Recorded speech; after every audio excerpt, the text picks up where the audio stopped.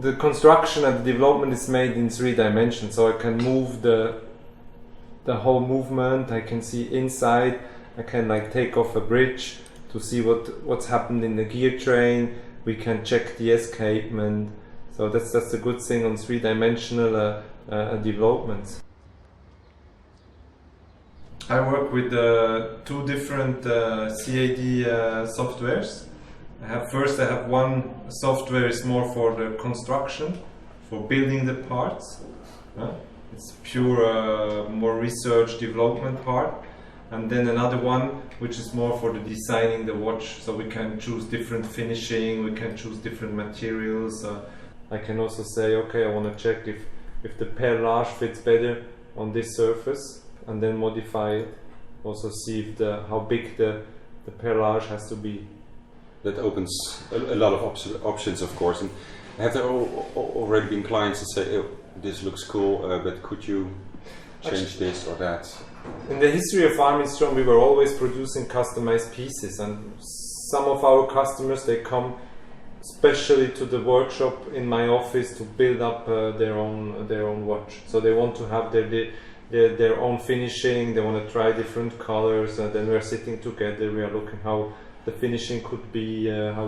We cannot do like the engravings, but we can do the polished bevels. We can see if it's better if it's polished, if it's matte finished, if it's a Geneva stripe or a perlage or a blue coloring or a dial or an orange coloring. So we can go very far in customizing pieces, because everything is made in-house. So we can even change the shape of a bridge if a client wants to have a different kind of skeletonizing. So I can first then build the skeletonized bridge, bring it to the rendering software, and put different surfaces.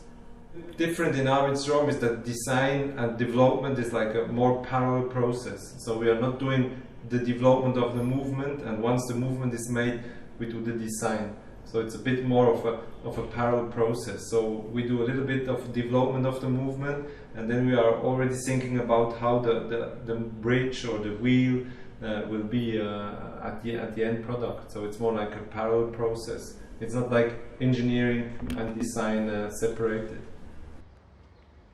The movement is part of the design, it's part of the whole face of the watch. So Armin Strom, we are not just showing a bit of a mechanical movement, so the movement becomes design. The whole architecture of the movement is part of the design.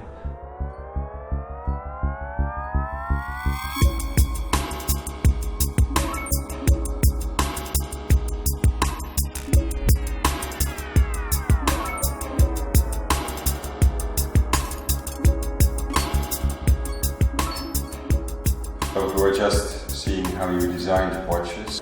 So can you take us step by step by what is being done downstairs in the machining departments? Yes, so downstairs in the fabrication we do about 98% of our movement is made in-house. Mm-hmm. So that means we receive stainless steel and brass, and out of stainless steel and brass with 4 different CNC machines we are building the movement parts. So how many parts altogether do you produce here in-house? From the movement it's about 98%, so we are not doing the hairsprings, mainsprings and rubies, but we are producing bridges, main plates, screws, wheels.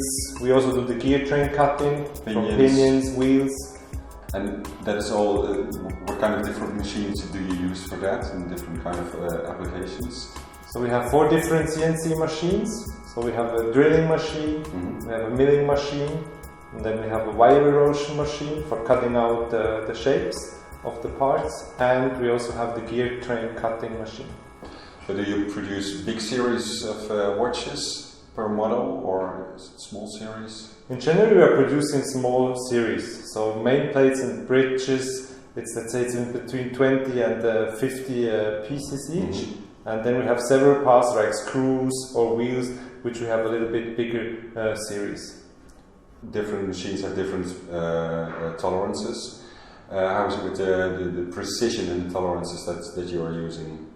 So we have a general tolerance in our in producing our parts is plus minus 10 microns, so plus minus 100th of a millimeter. It's like a general tolerance. and from there we go even smaller to 0 + 4 thousandths of a millimeter.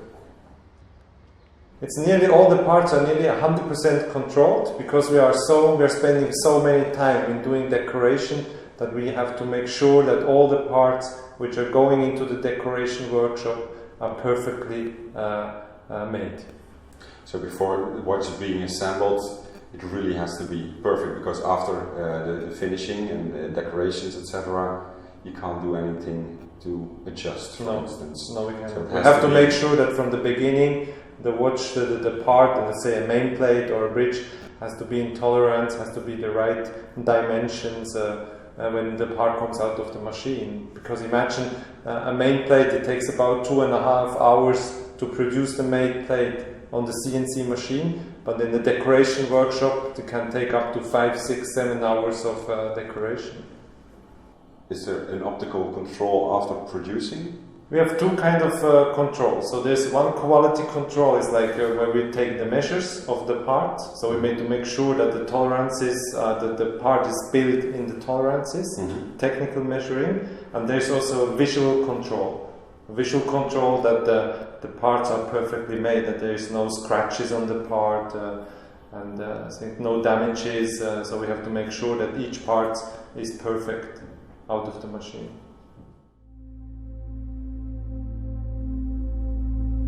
This is our galvanic kitchen. So we have different kind of bases. We have different kind of metals which we are using for our galvanic treatments. We are using a pre-gold layer, which is quite special. It's quite a unique thing, because we want to cover the brass, the nicely finished parts from the nickel. The nickel is quite an aggressive metal, so we want to cover our nicely done, nicely perfectly finished parts from the aggressive nickel, pre-gold.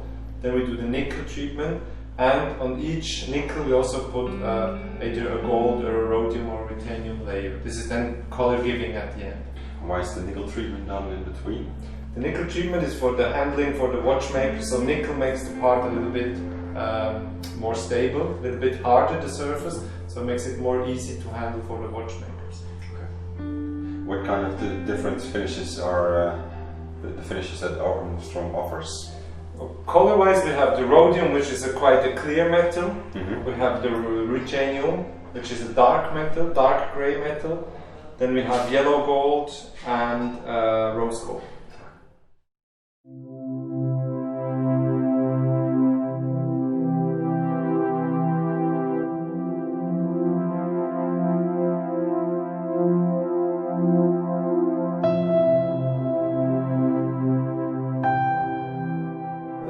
The hand finishing is something very important for us, because the movement which is visible from the front as well as from the back side has to be finished on a very, very high level. Already our founder, Armin Strom, which did the skeletonized movement, so the skeletonized movement, you see all the details, he was very known for the finishing, for the hand finishing. So this is what we still do on all our watches. The parts are built by CNC machine, but they are completely decorated by hand.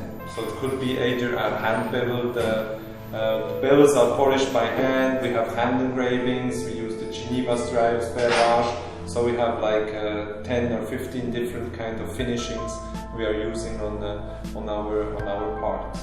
Different materials have different resistance and different ways to finish it. I can imagine that on a piece of brass you need different force to do a certain finishing than on a piece of metal. Exactly, yeah. So brass, that's one reason why we use brass for main plates and bridges, is because brass is quite, we have the best polished bevels gets on brass. We have the Geneva stripes, which are very nice, come very nice on the brass. Also for the hand engraving, it's a very nice metal compared to steel or titanium or aluminium.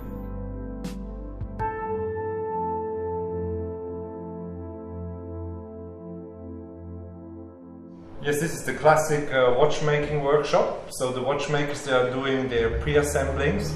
So we have different steps what we are doing in the watchmaking workshop. We have the pre-assemblings. So pre-assembling means we put the stones in the main plate and bridges.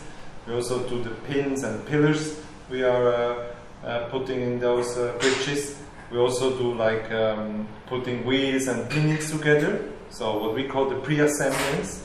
The pre-assemblings, they're always made in series of 20, 50 or 100 pieces, and after that the pre-assemblings, they go back in stock, and from the stock they come back in the workshop, and then there's the final assembling of the movement. So once the movement is assembled, we have to do different tests. First of all, we test the movement with the accuracy, the power reserve, how precise the movement is. Once the movement has done all the final tests, then what we call is like the wedding. The wedding means we put the hands and the dial, and we put the movement in the case, and then the whole process begins from the beginning. So all the tests, we have to redo all the tests. We have to approximately how long does the first phase and the second phase? A movement takes about 1-2 weeks, and then once it's in the case, there's another 2 to 3 weeks. We check the watch.